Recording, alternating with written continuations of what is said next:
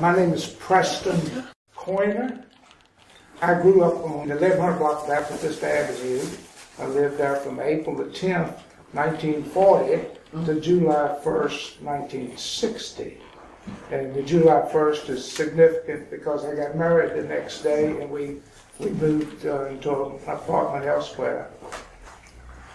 I'm a native and lifelong resident of Charlottesville and was in the county for a little while. Never went away to college, never went away to war.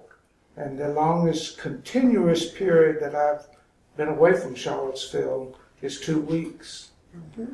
It's not to say that I'm a homebody, but 2 weeks away from Charlottesville is about all I can stand. I need to get back.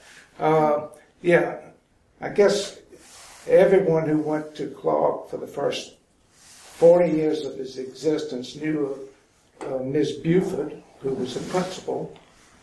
She was a woman that was loved, hated, feared, respected, all those things rolled into one. Probably an amateur psychologist. Ms. Buford did rule with what some might call an iron hand, but it was really a wooden paddle. She did paddle people. There were certain legends that circulated. If you needed just a little paddling, she put your name on the paddle with a pencil. And she spanked you until you couldn't read it. And the other legend was if you were really bad, she put it on there with ink. And Ms. Buford has been dead and gone a lot of years. But 2 years ago, I found out who had her paddle. And he brought it to a group meeting. And indeed, there are names written on it, both pencil and ink. But they are still very visible. The Belmont that I grew up in was considerably different than today's Belmont. Our section of Belmont was Big Hill. Downtown Belmont, the word downtown didn't exist then for Belmont, but everyone knew where Big Hill was. And Big Hill sort of started at Montrose and went to Druid. And when we first got bus service into Belmont, they used to put bus names in canvas, and they had a crank. They would crank the canvas around for the destinations. And the one for Big Hill said Big Hill. And one of our neighbors who lived on Elliott Avenue was, we considered her a little bit snooty, and she didn't like that term, Big Hill. So she petitioned to change the name of the neighborhood to Belmont Heights. And then, so it became a city neighborhood, and there was on the bus, it's Belmont Heights. It's not Big Hill anymore. 3 years ago, we had the second annual reunion of the Belmont Boys. The only women allowed are the waitresses who cook the food. But we had 96 people. We had 96 last year, and we held it yesterday. We had 131 people, and everyone had a connection with Belmont. And we ran in age probably from the mid 50s to the late 80s. It's a good opportunity to get together and tell some lies and swap some stories. The old bridge always had a meaning to me because we walked so much as kids, and we probably weren't allowed to come downtown by ourselves until we were 7, 8 years old. Unlike today when we don't allow children to run around like some of us did. But even as a kid, you always sensed when you got to the bridge, you had arrived. You were at downtown. And, the bridge was narrow, it was somewhat rickety. But as kids, that didn't have any meaning, it was just a thing. One really bad memory I have of the Belmont Bridge, when I'm going to guess maybe 7 years old, someone who was about 8 or 10 years older than me, we were walking together, and we got to the very peak of the bridge, and he grabbed me and dangled me over the side, holding me by my legs, And I had a fear of heights before that, and that fear certainly increased. And Mr. Carter's shop was next to where the barbecue restaurant is, and it was this true old typical, stereotypical male barber shop, one chair, and it was a somewhat dilapidated building, but haircuts were cheap. And I'm still saving up for one. There was a little rectangular building, and he heated it with a coal-fired stove. And his coal bin was behind the mirror, behind all of the shampoos, and Mr. Carter chewed tobacco.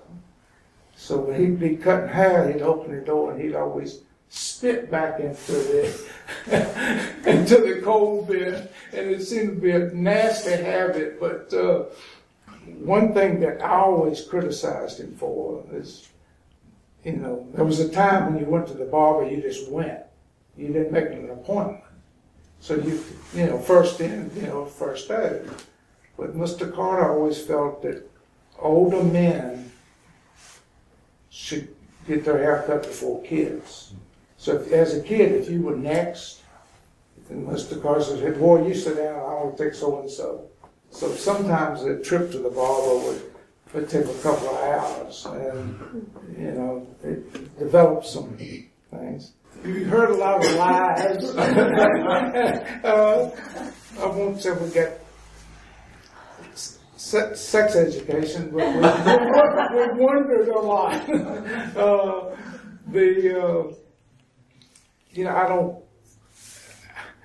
It was just a place that a lot of the adult men did. They just hang out there. There's nothing else to do. You just go in the barber shop, and it's the same boy that dangled me off of the Belmont Bridge.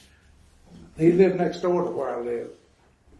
We were building the chicken coop or something, and we didn't have any staple nails.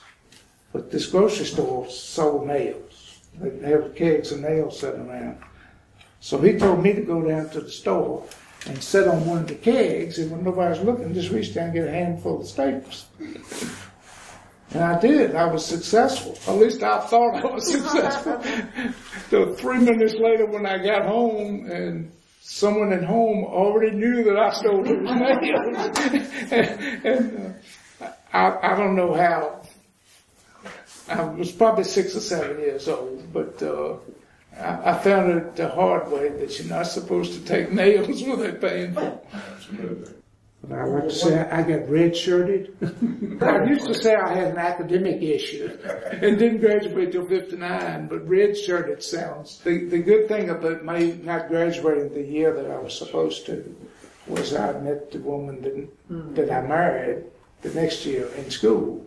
And we've been together 52 years, so, faith works in strange ways. We were exposed to kids from McGuffey and Venable like once a year when they had a, quote, field day. The 3 schools would compete like in a track meet, and that was the only interaction that I had. And I think we always felt that the other schools were superior to us, that Belmont was not the place to live, and we were south of the track. Even then, we just felt, I don't want to use the word second class. We, pretty much all the families were, blue collar. There weren't any professionals. I give my wife went to Venable, and I give her a lot of grief because, she went to Venable, and Venable was next to UVA, and it meant. Well, you married up. Yeah, I married up. And even more impressive. The first time I went to pick up on a date, her father had their address on the board nailed on a tree, and I thought that's uptown, man. That's high cotton. But I graduated. I was the last segregated class at Lane. And then they closed the school after that? No, they closed it while I was my senior year, during so-called massive resistance. When they closed Lane and Venable, it disrupted a lot of white kids. It did. Because when they closed Lane, it took a few weeks for people to figure out what the hell to do. The kids went to Waynesboro, they went to Scottsville, and then they formed the Charlottesville Educational Foundation. And I went to school at the Elks Lodge, First Methodist Church, Friar Springs, Institute of Textile Technology was available.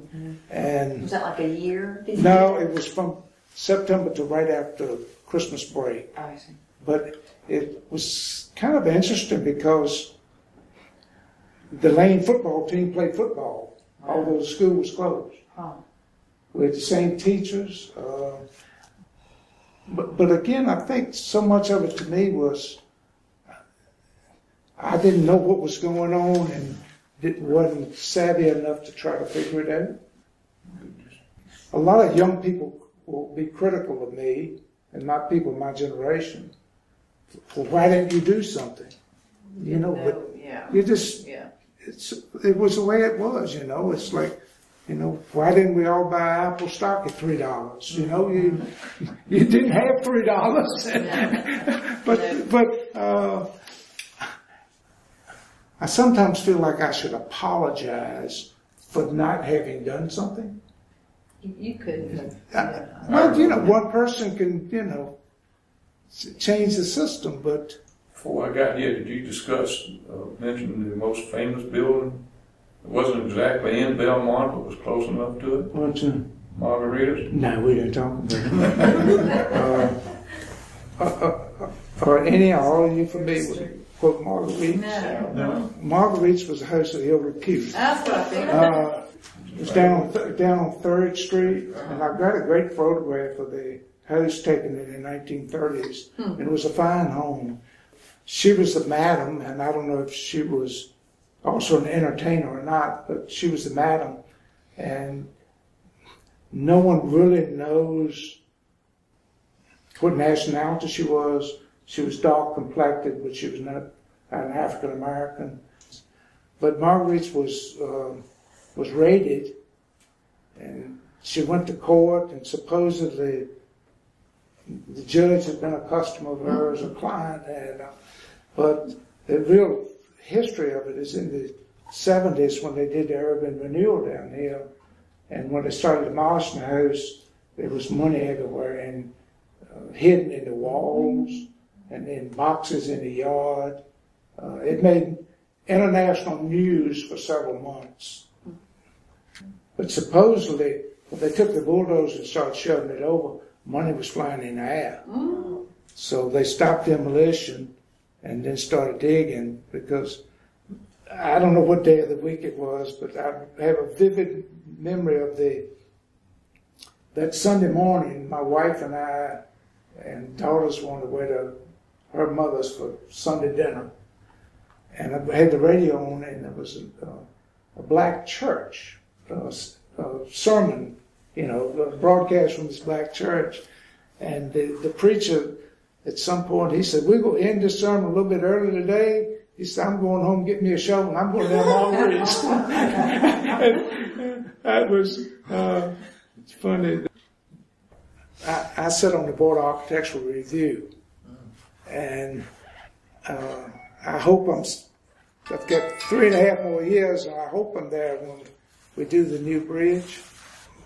It's something I'm sort of dreading and looking forward to at the same time.